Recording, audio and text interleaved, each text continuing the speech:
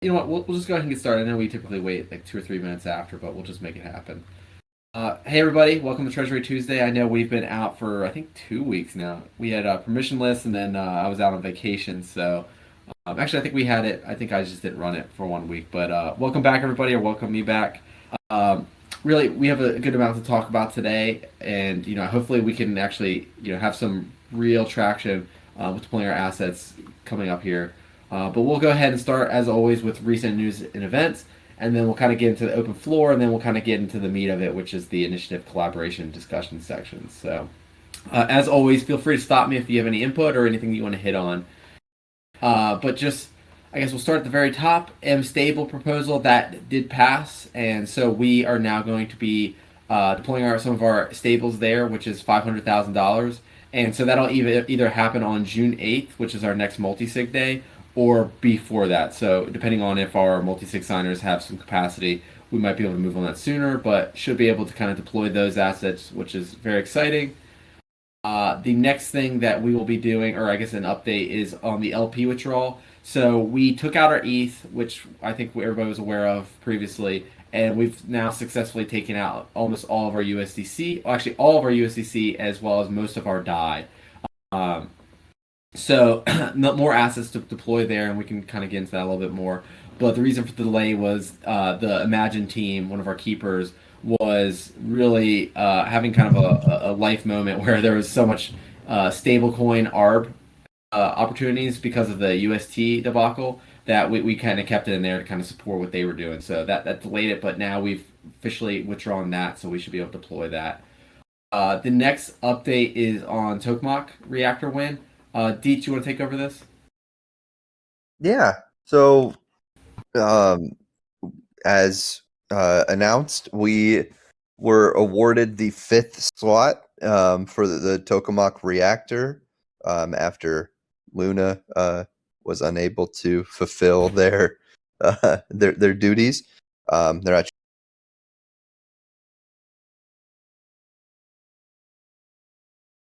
not even.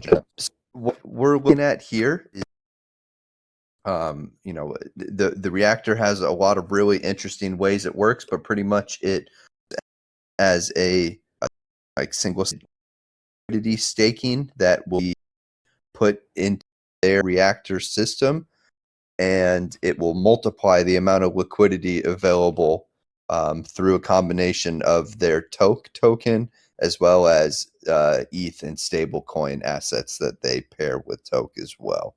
So, as like a protocolized AMM market maker like shop, pretty much, it's a really interesting way for us to, kind of really multiply and expand the amount of liquidity we have for Rook, while also, earning a little bit through their protocol emissions as well.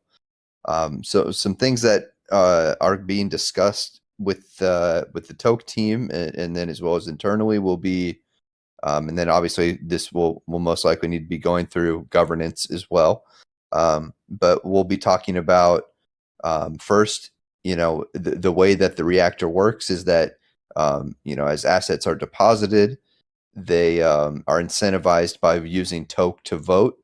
And so we're talking about it, if we possibly want to acquire some Toke in a kind of DAO to DAO swap with them in exchange for some, strategic reserves, Rook or otherwise, most likely strategic reserves, and how much we would need to spin that up, or even if it's 100% necessary to do so, as they have some new stuff coming out. If you've seen their most recent Medium article, they have something called ACC tokens now that work in a completely different way that allow for kind of protocol owned liquidity. So we will, kind of be meeting with them and have them kind of work through us of what that means for folks that run a reactor.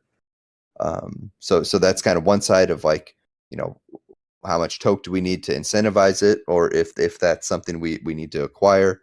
Another thing that needs to happen is that the reactor needs to be seeded with some backstopping liquidity as well.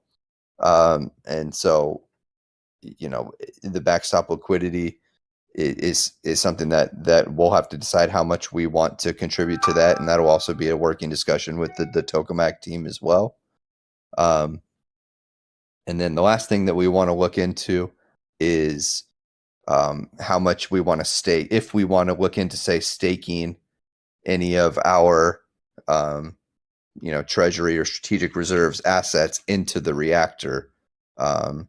So there's a lot of different angles of this in terms of like how to maximize the opportunity or how to, say, minimize risk.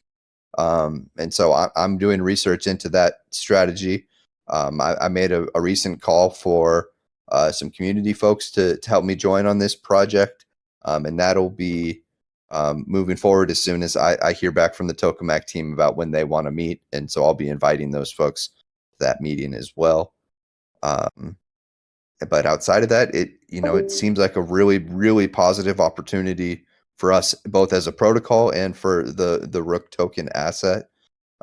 These guys are well connected. Their ecosystem allows for us to coordinate with a bunch of other protocols as well. So there's other opportunities abound for this. And so I'm just really excited, and so it's not something we need to rush headfirst into. It's something we definitely will be able to work with the tokamak team on to make sure we get right. But exciting times ahead. Very cool. I appreciate that update, Kyle. Do you want to slide on into, just 'cause it's kind of pertinent to that, but the Alchemix toke vote? Yeah. Not really specter CVX position. Yeah. So quick recap on that as well. The way we secured the reactor was securing, about just short of like 3 million toke votes for our reactor done over the counter in an interesting way. What really happened is that really no funds are exchanged at all. What we did was we committed to voting specifically for Alchemix's 2 curve pools that they typically incentivize. So the AL ETH and the AL USD pools. So we're going to be committed to doing this previous and the next 3 voting rounds for them. So about 2 months worth of a project here, and we're saying that we're not going to be dumping the Alchemix that we receive as a bribe, and so for us this really nets us the same amount weekly that we typically always net, which is like within 1% of delegating to Vodium. So, for this, I mean, again, we outperformed by probably 1% or less. But it's for us, this was an awesome strategic opportunity to collaborate with Alchemix, where there's some chance of kind of down the road integration talk that we can have with them. They have some interesting new tokenomics that they'll be releasing as well. So we'll have, a use case for that Alchemix if we want to work with them natively on that. By my projections, we're probably going to have about $200,000 worth of Alchemix at the end of this program. So not, mountain moving money, but still a solid chunk of money that we're not going to be selling. So, there's some options that we can always look into, whether it's, staking with Alchemix natively, maybe helping them out in their tokamak reactor. Well, we'll get toke that we can then use to vote for our own reactor. There's a lot of options that we can look into on what to do with that Alchemix. But yeah, so that's what we'll be doing for the next 3 voting rounds with them, and the previous one obviously as well.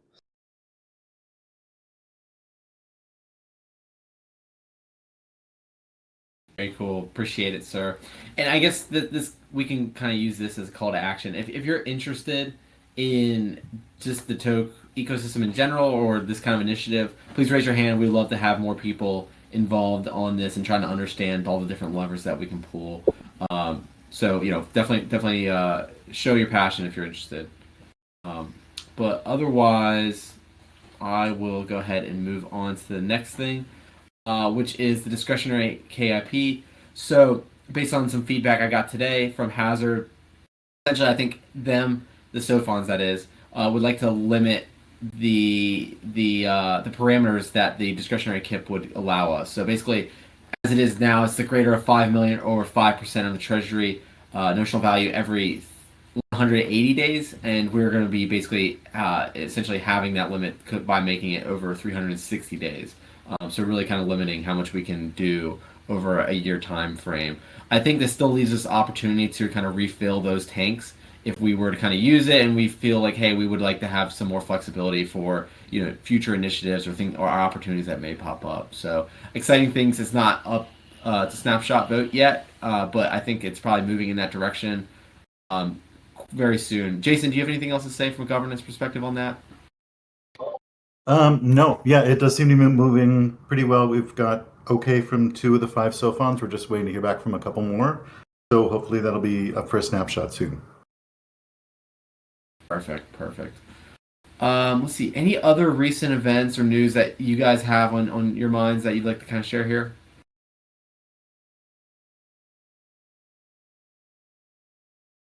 It's another one that is not on here, but Optimism, you can officially claim that, or at least try to. I am struggling. I have not been able to do that today. I think they're having some technical difficulties. But that's something to go check out. Maybe I can drop that here. Get the right link because I'm a little bit further down. Okay, cool. Yeah. Anybody else have anything else? Any newsworthy events they'd like to share? 3, 2, 1. Okay, cool. Moving on to the open floor section of this.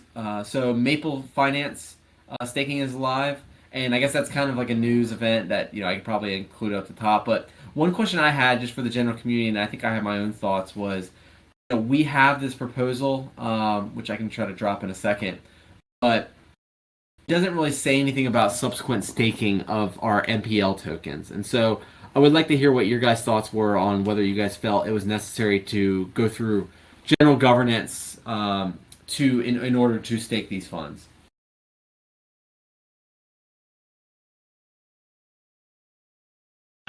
Well, personally, I don't think we should go through governance. I mean, in a way we should, but are we really planning to sell these tokens? I mean, I feel like it's a long-term hold, if anything, and a partnership in a sense as well with Maple Finance. So the case being, we're not selling the tokens. I don't think we should have to go through governance to stake them as well. What's the partnership with Maple outside of yield farm? I mean, we're just farming yield, right?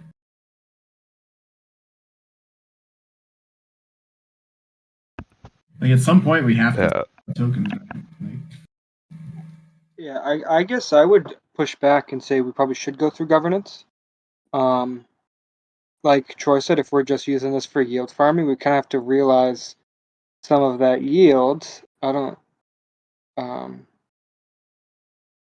But yeah, that's just they've been like good partners to have as in sense of like introductions and stuff for sure.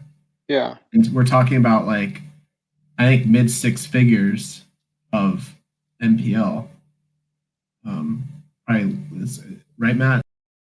Yeah, I think so. Not anymore. It's lower now. I mean, I think at its peak it was 400K worth of MPL, and I don't know what. Let's see if I can find that real fast. Yeah, it's down like half from peak. Yeah, if you look at our D bank, you can see it. Whenever I start saying, should we liquidate the MPL? I remember looking at it when it was like $60. we didn't go through governance for liquidating the KNC, right? That was just kind of a discretionary decision. That was pre-governance. Yeah. Here's a screenshot of it if folks want to see. I mean, the only thing that would be nice would be, we could liquidate it and then into USDC and then stake more USDC with them.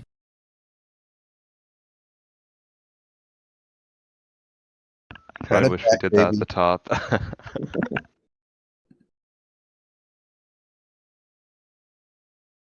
Anybody else have any other thoughts? I mean, maybe instead of assuming whether we're going to stake it or not, maybe the question is, do we want to do anything else with it? Whether that's liquidate it, whether that's stake it. I think that we should kind of come up with some sort of price that, and I don't know whether it needs to be done through governance, but I think there should be some kind of price where we have it, or some target that we have for liquidating the MPL. It just would suck to keep round tripping this. Yeah, I'm a little bit torn on this because I know that they've had some things that, from my perspective, have been a little bit questionable just on how they operationally deal with some of their partners. And I know I've kind of mentioned these on Treasury Tuesday before. So there's that factor to kind of consider.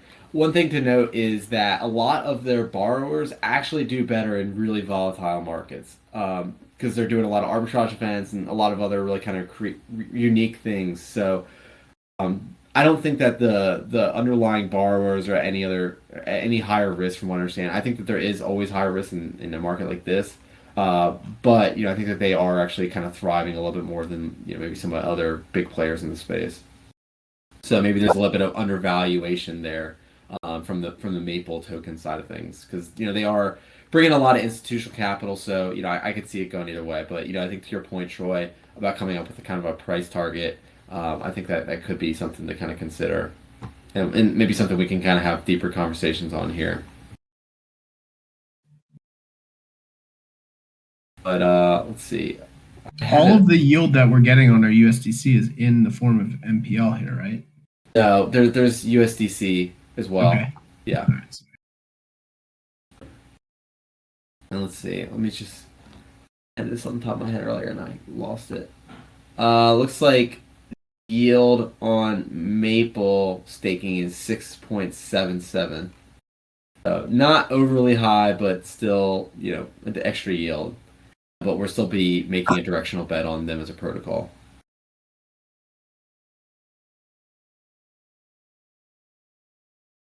So I guess maybe we'll isolate the question right now to what is the group's consensus here about whether they'd like to hold or potentially liquidate it at some price or even now? I think we should, in my opinion, we should stake it for now while we kind of flesh out some sort of plan on what we want to do with the Maple earnings and what we want to keep doing over there. Because I don't know, might as well earn some percent or some yield while we're trying to figure out what we want to do with it. I'm not super into taking this directional bet on them. I mean, they're a pretty healthy market cap, even down 50% from where they were. And what's the upside that we're really happy? What at some point there has to be, if they're a $2 billion market cap, I mean, what's the upside that we think that they can get to, I guess?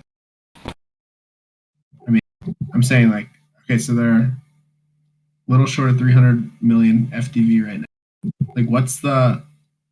What could you see them growing to, Matt? I think that they have a really massive total addressable market. I mean, there's so much institutional capital that's sitting on the sidelines and will continue to flow into the space, and they are kind of primed for that. And they obviously have different KYC, AML laws that allow and facilitate that. So I mean, especially in a lower market like this, when things could rebound, and if we do kind of get sniff of regulation coming in, there could be a complete wave of institutional capital flowing through, and those people that are kind of set up early to facilitate that are going to kind of take the lion's share. So, there is a high potential, and they are absolutely crushing it. I mean, let's see if I can come up on Token Terminal. But I know they've been highlighted there, a fair amount, and they've been really shooting their way up the rankings. So let's see if I can find that. So I mean, they are executing really well. I do like the team when I've talked to them. see. Oh, by the way, I dropped a poll, so obviously this is not binding or anything like that, but just a way we can kind of get a feel for some kind of soft consensus. But here's some statistics I was looking at about just their performance. You can look at their different protocol revenues and stuff like that. Let's see. Take out their file. So they're definitely producing. But me saying one way or the other is not completely accurate on how they're going to perform. My personal opinion would be to stake the funds, show that good relationship and goodwill with them, so they can continue making introductions, and just we'll see how that relationship plays out, and then we can, in the meantime, maybe on the next Treasury Tuesday or the one after that, just kind of come up with a more defined price target on how we like to liquidate it, or what we would want to do with those liquidations. Because maybe in the end we should go through governance and just have a more general governance decision about Maple as a token. Whether it's staking, and if we want to sell it, we're probably going to have to go through governance anyway. So maybe we can kill two birds with one stone on that. Jason, I don't know if you have any hesitations about including both of those. There's two sides of the transaction in one proposal. Yeah, no, I think it would be a good idea. And it also sounds like, because it sounds like the things we're being rewarded with are two different kinds of things, right? Like one is a stable coin, which we're very familiar with, and one is this more directional piece. So addressing that more directional piece comprehensively would be good. And it can be relatively short, right? Because we've got KIP6 already. So it can be a follow-on to that. Anybody have any hesitations with that approach? Have a recommendation for a better one? Cool. Well, I will go ahead and draft up some kind of KIP. It'll probably be pretty brief, and anybody who is interested in kind of developing that with me, please let me know, and happy to kind of have you on board with that. But okay, cool. So, sorry, just to recap, this is a proposal to sell Maple. It's a general proposal around the our holdings of Maple token. What do we think about front running? Like, do we think there's an issue if we do put it up for a proposal? No, we're not large enough at all to be a factor. I agree. I mean, we're talking about $190,000 here. $190,000. Oh, okay, that's not that bad. Yeah. So I mean, I'm fine. Like I'm cool holding it, through this if we think the market's going to turn a little bit, but but I just think we have to have some levels internally, at least, that we're like, all right, this is kind of a price target here if we're going to hold it. I mean, I think this raises a question, and I think we're going to do a better job of this moving forward. And this was kind of unique because they're the ones that wrote the proposal and posted on our forum, so we only had so much. And I think this was before my time as well, but so much room for feedback.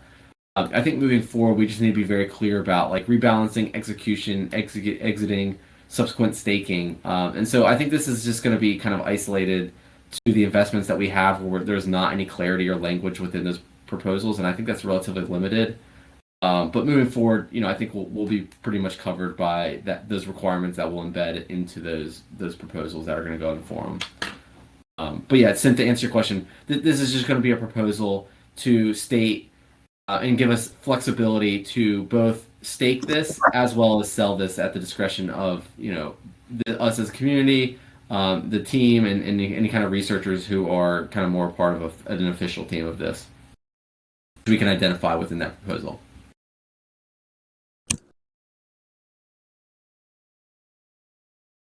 And unless anybody else has anything else they'd like to say, I'll move on to the next thing.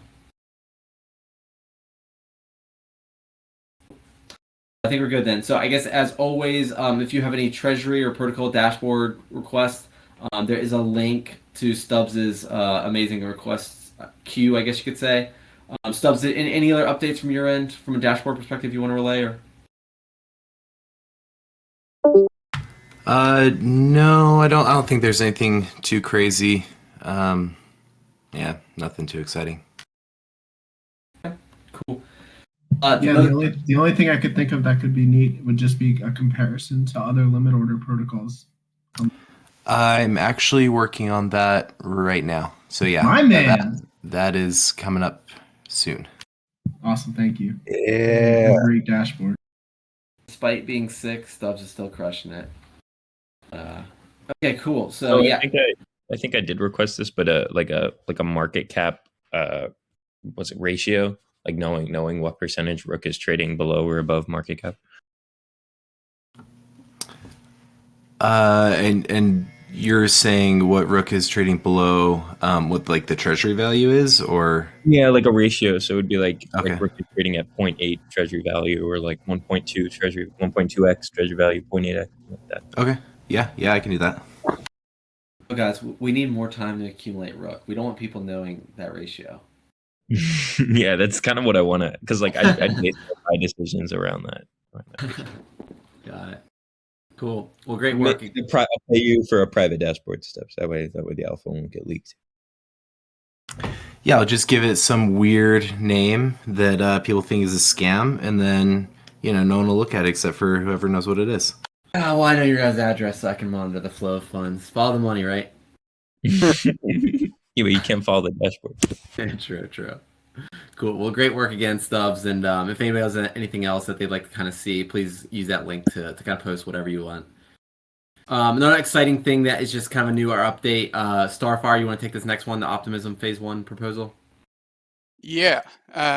So I'll post a link to the Optimism vision. But I was just kind of sitting around this weekend and I stumbled upon this and I realized that I think what Optimism is looking for in their funding rounds aligns fairly well with what we're doing at Rook. Today they had their token airdrop, and they also are going through what they call a phase 0 funding round, which is for whitelisted protocols that are already operational on Optimism and are doing transactions. And I'll post an example of one of those phase 0 proposals. But with phase 1, which is coming out very soon, I'll post a link to that tweet as well. So they are opening up funding to basically any protocol that has a mission to help drive activity and growth on Optimism, and they're looking to fund public goods. And I thought, why wouldn't we craft a proposal for a funding round and kind of get some resources and get a little extra funding to kind of sweeten some strategic partnerships on Optimism, as well as using that as an opportunity to hold an AMA with the Optimism community and kind of just get a chance to outline what we do at Rook and what our goal is.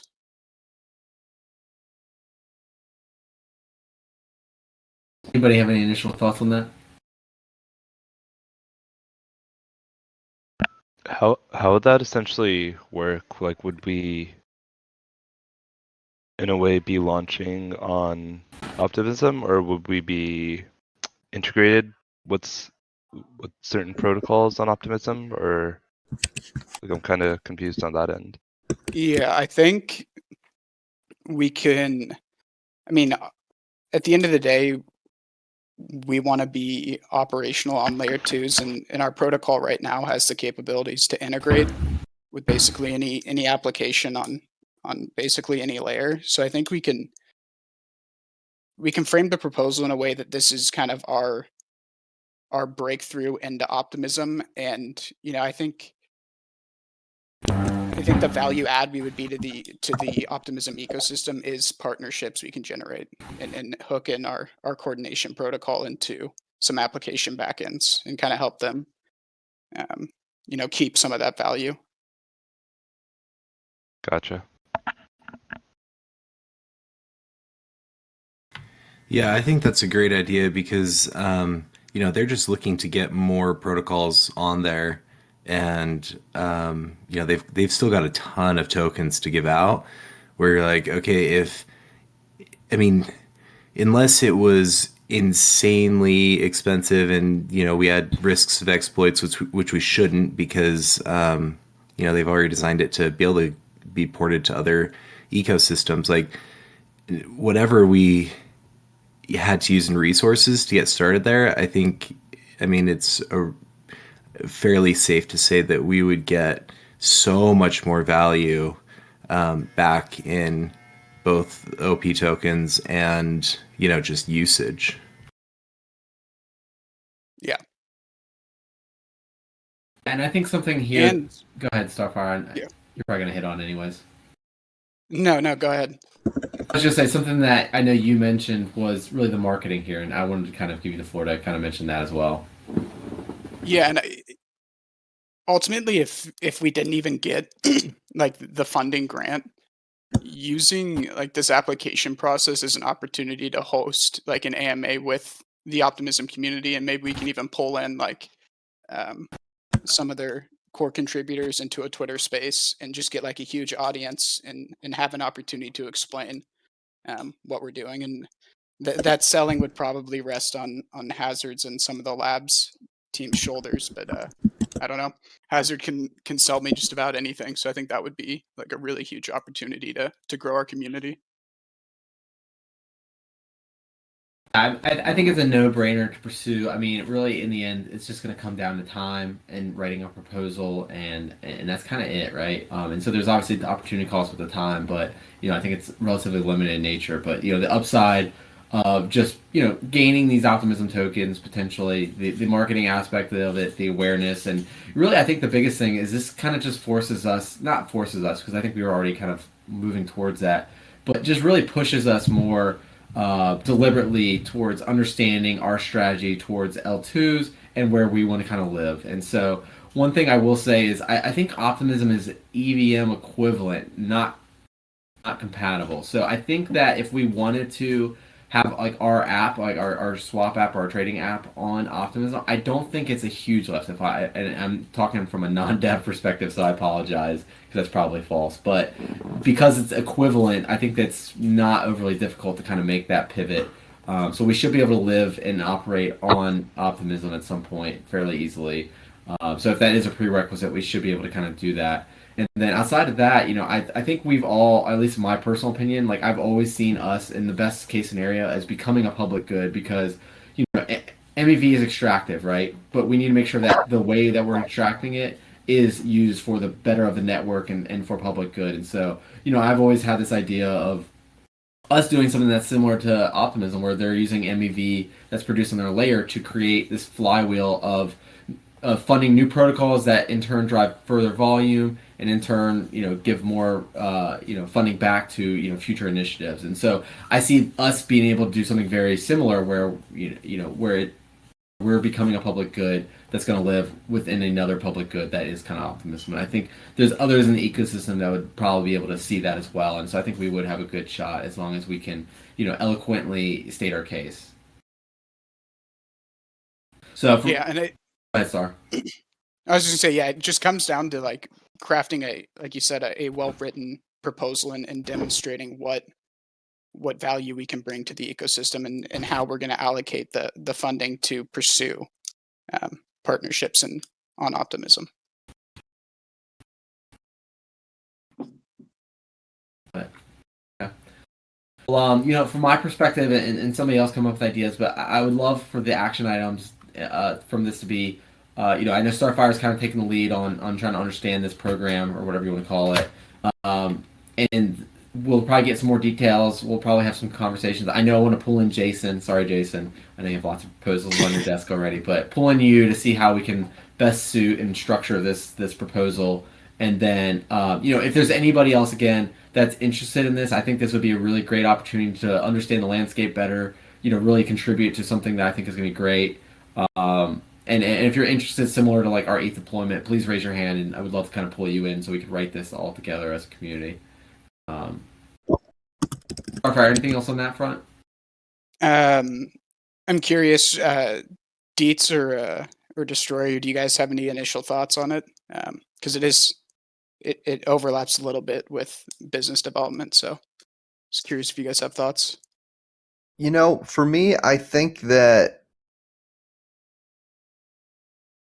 all of these L2s are going to be something that as integrated with kind of let's call it the service provider or whatever you want to call it, the main engine of it to get connected to. I think all of them are good plays. In terms of like timeline of when things happen on different chains, I think that's probably going to be a roadmap call that's not made by me, but I don't think it hurts to get started on all of these. Yeah, I agree. We plan to be on all these L2s, the different blockchain, everything, but we just don't know which are going to be end up being prioritized. So it's a great initiative, and we want to be on Optimism. It's just and it's kind of starts us on that path. So Cool. Starfire, I have a quick question. Is there like a Medium article or like a certain write-up on the incentive program Optimism has? Yes, I'll find it to you and post it in the chat, but there hasn't been a lot of details regarding the phase 1 funding round. But Okay, got you. Yeah, they have like the allocations all mapped out for the program, but it's the specifics on like how to apply and all of that haven't been released yet. Makes sense. Yeah, I mean, this is literally the same story we've seen play out with like AVAX, Phantom, Matic, how they have or had incentive programs for protocols to build or devs to build. So I definitely think this is a good opportunity. Yeah, totally agree that this is, if they're going to give out anything for it, might as well ask. Doesn't Yeah. hurt. And I think like someone may look at our treasury and be like, well, we don't need to give these guys money, but I think we could use a majority of the funding if we got it for partnerships to reward protocols that are on Optimism, and not so much like we just want it for our treasury and to pay people. We want to use it to benefit the entire ecosystem. Makes sense. Yeah, and I know you shared the chain link one with me earlier, Starfire. I don't know what their treasury is at, but I imagine it's not small. So if they got it or even were applying, I'm sure that we'll be able to do something despite our treasury size. Yeah, that's a good point. Cool. Anybody else have any thoughts on this front, or want to raise their hand to volunteer and help? So I'd be happy to help, but also it's really interesting because Uniswap had to, put in an application or whatever to get all of the funding. There was like an initial one for protocols, and Uniswap didn't bother to put in an application. They had, a crap ton of tokens that were able to go to them, and you're like, it's bad marketing when you should be able to get something and it makes sense, and then you don't go after it because like, okay, you say you care about growing and all the users and everything, but then you don't take the time to get funding to help other people. So another marketing thing. Yeah, I saw on Twitter, I think the Uniswap's like Labs Grants Twitter account posted a response to some tweet saying like, why didn't Uniswap apply? And I guess that they're working closely with the Optimism team in charge of that phase 0 funding round, and they are still kind of structuring their proposal, even though the deadline was on the 27th. So I think that's to come. I think Uniswap will be putting in a proposal. Cool. Well, great work, Starfire. One last thing I'll say is, I'm going to beat this to the ground. I think there's no world where L2s aren't becoming a more dominant player and where we're going to be living and operating and playing on main chain Ethereum. So this is the future, and if anybody is skeptical about how much volume there is currently, once you release a token, the volume comes. I just posted what happened on Avalanche, and I think you could probably look at the chart and see exactly when they released their token and how much volume that drove. So the fact that we're on the cusp, or we are on the day of the airdrop, we're in a different market obviously now, but this is going to definitely start a wave, and it's going to be interesting to watch. So want to be positioned the best way we can for that. So great work, Sar. Thank you. Okay, cool. So we definitely talked about a lot of stuff, so we have less time for the initiative piece, but let's see. So I guess diving on into the ETH staking updates. So we are definitely in a position where we're almost ready to go. I know Jason has been going through and just leaving some of his comments. I went through and addressed a lot of the lower hanging fruit today. I need to spend some time kind of with him on some of the remaining items. But, really the takeaway here is, again, we're deploying about 75% of our idle ETH.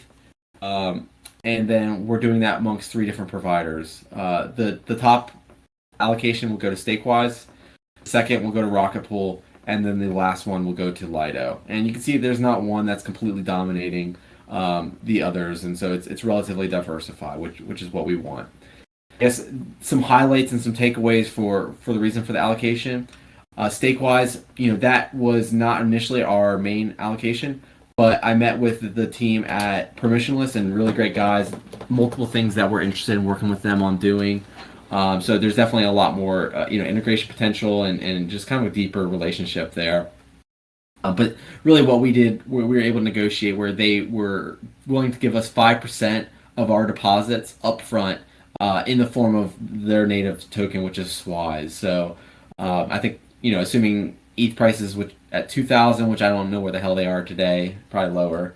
That's about 313,000 based on the allocation we have set aside currently. So, and again, that's upfront. They did not require any kind of locking of that, but I think in good faith, we will probably do something with that. So that is a pretty substantial swing in their favor from a scoring perspective. And again, they're just a good team and want to kind of deepen those relationships. So really good there. Some expected yield. I don't know. Fire emoji. I was like, I didn't know what that was. The expected yield based off of the current allocation structure we have and current APYs is about 314 ETH a year, and again, that's not including any kind of Stakewise rewards that we may have. So definitely substantial.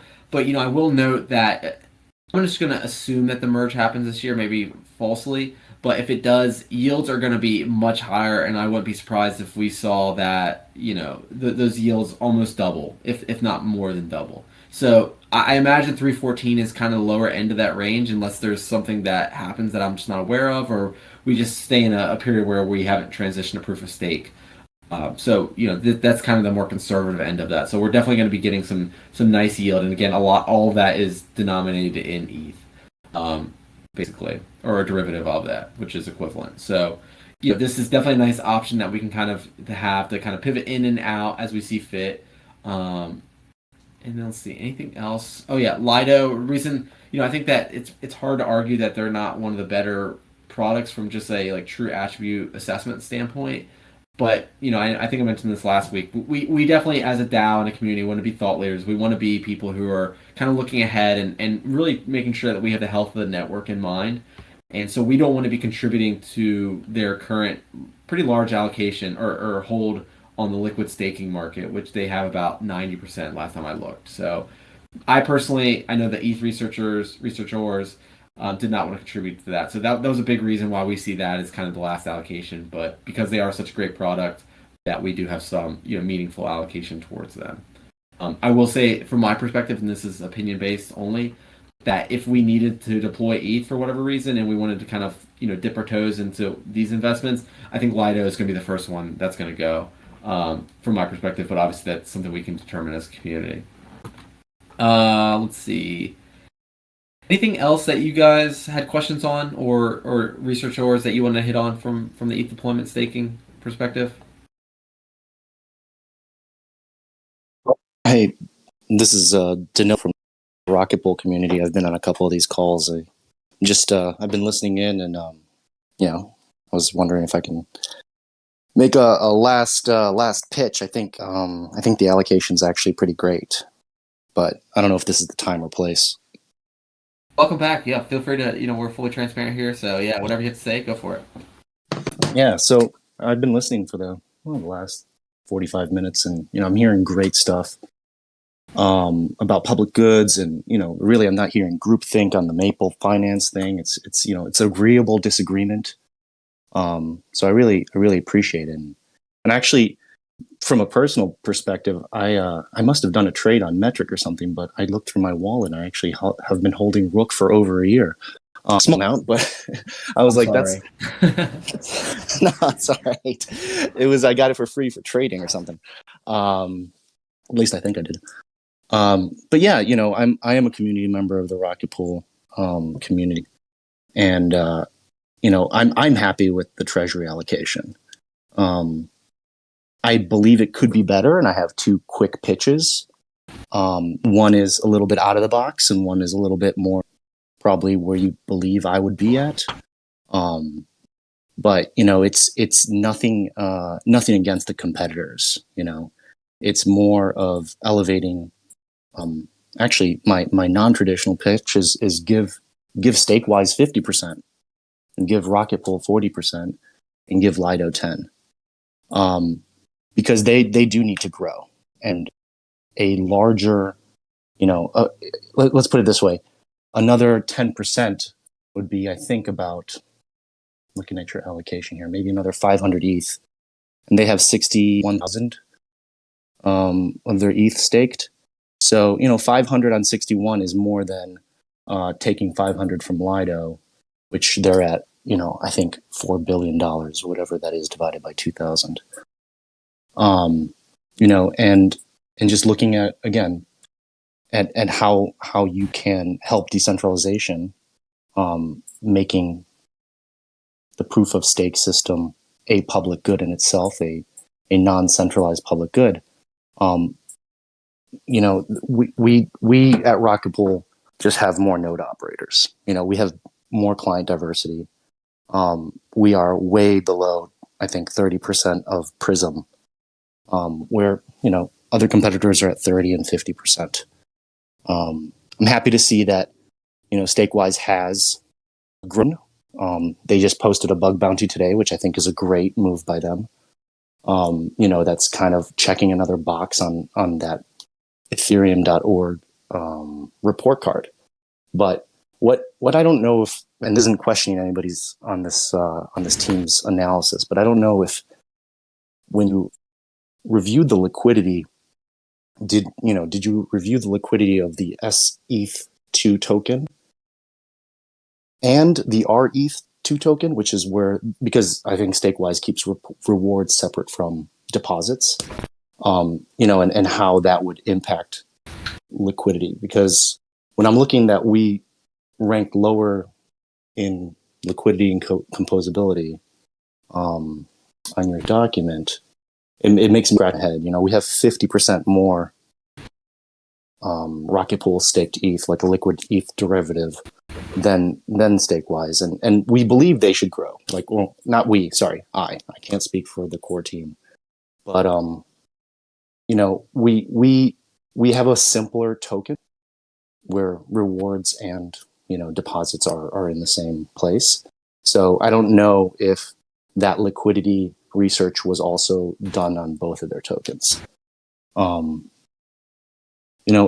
we have similar amounts of holders. We have about 3,700 holders, and they have about 3,000. So it's, I think both protocols are good, and both protocols would gain more of a tip from your guys' hat than the third protocol, than Lido, right? But that's my non-traditional pitch would be give 50% to Stakewise, give 40% to RP, and 10% to Lido. My traditional pitch is, allocate another 5 to Rocket Pool, just because we do have that liquidity, and we stood pretty not pretty. We stood very well through the Luna debacle. And it's not, nobody's exiting, if you were buying Lido, whatever, wrapped staked ETH, WST ETH, there's no reason to dump. But they were trading at, I think, 96% to par or 0.96, just because there was a lot of, commotion and craziness going on in the market. People were getting liquidated on their RETH deposits for ETH borrows, and that flywheel kind of started working a little bit against them. But still, all of these options are better than depositing it in with coin. So I think you guys are thought leaders in this space. I think you guys are hopefully educating the people in your community. And I think I've buttered you up as much as I can right now, but that's my last pitch. I'm always here trying to help out both communities go forward. So look forward to also seeing some of you guys in the next conferences if it's on the East Coast. Awesome. Well, I really appreciate you coming back, and it's really amazing seeing your passion. I know you've been here for multiple meetings, and I know you're always shooting messages with opportunities and thoughts. So I really do appreciate it, because I know I'm definitely leaving a more informed person for sure. But I guess opening up to everybody else, anybody have any thoughts about what he said?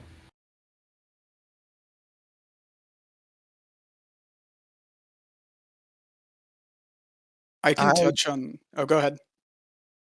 No, I didn't do enough work on this, so I'll defer.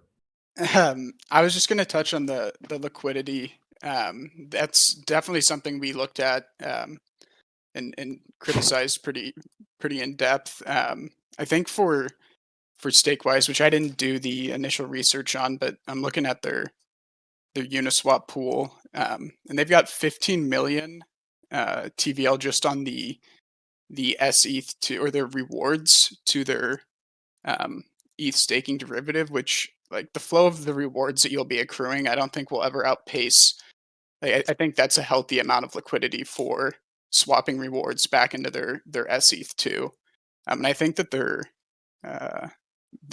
SETH2 pool has like 100 million TVL last time I looked. So I just wanted to comment on the liquidity. It's something we looked at, and our ETH deployment, especially with Stakewise, is a long-term hold, and don't ever plan on selling until the merge, and we can claim our ETH and do what we need to do. But yeah. Another thing I'll say on liquidity is I think that, and correct me if I'm wrong, Danilo, sorry. But I believe Tetranode is a big provider of liquidity, right? Like there's definitely a concentration there. Am I wrong? So he actually exited about 2 weeks ago during the Luna debacle. I don't know if it was caused by Luna, but he exited. I think he might hold still 30,000 of the governance tokens, RPL, but not our ETH. And I guess I hear what you say about the 15 million on Uniswap. That is something I was not approaching it. I was just approaching it by, there's different ways of measuring liquidity. So I don't think there's one right way.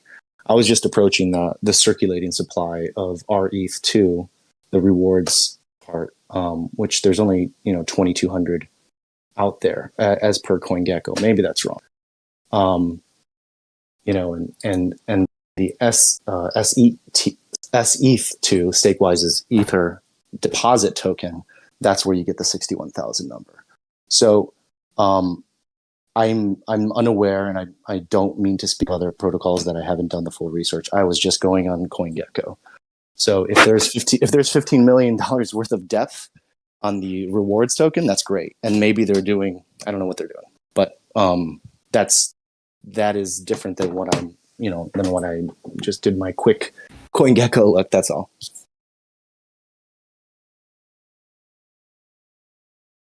Well, I definitely we can definitely consider this. This is definitely not said and done. And look, you're a Rook holder, as you recently found out. So if this does go to the forum, you can definitely make your voice known there as well. And there's still an opportunity to kind of discuss this. So nothing is said and done by any means. And we'll see what shakes out. But another thing I will say is just based on my conversations with the team at Stakewise, we definitely have a little bit more insider alpha on some things that are coming up on that front. So can't really put that in a document per se, but it's definitely something to kind of consider. But I'll definitely kind of give some more thought to just taking a little bit more from from Lido, just in the essence of decentralization and less concentration in the health of the network. But does anybody else have any strong thoughts about encouraging and this aspect and this ethos and taking away from Lido? Anybody support putting more allocation to Rocket Pool and Stakewise?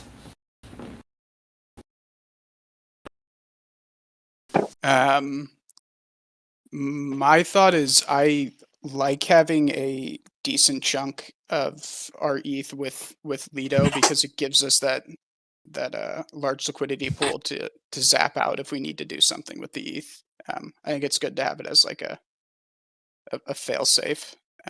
Just given like the ease, we'll be able to exit that position if need be. Thought. But That would be my same thought too, of just if in a fire drill, what's going to be most beneficial for us. Okay. Anybody else have any thoughts? Yeah. No, I think that's obviously one of when treasuries and other large players are definitely looking at the providers out there. Lido definitely has that. I think my main argument for my non-traditional pitch, which is giving a competitor even more than you guys allocated, giving Stakewise 50% and Rocket Pool 40%, that pitch is more of impact, right? What does your 500 ETH do to the Lido protocol versus what your 500 ETH will do for Stakewise?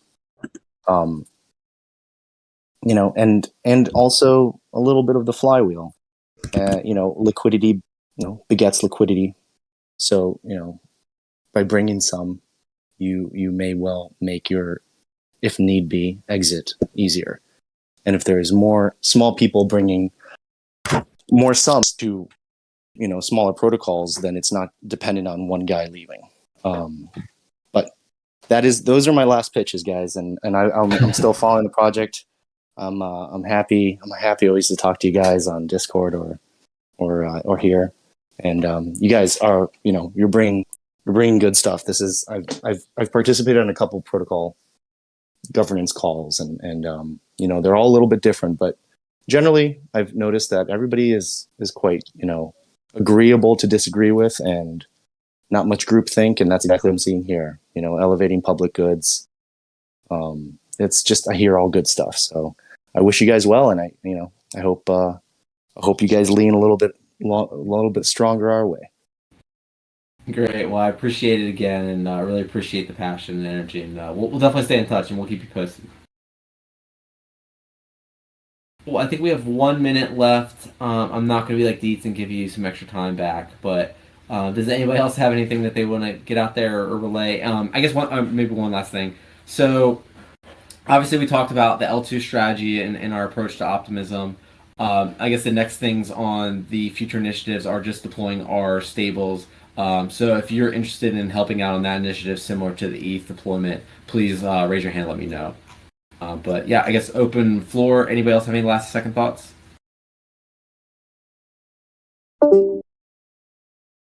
Great. Well, enjoy the rest of your days. I really appreciate all the time, and go touch some grass. thanks, Matt. Hat, great job. Thank you. Thanks, Matt. Everybody.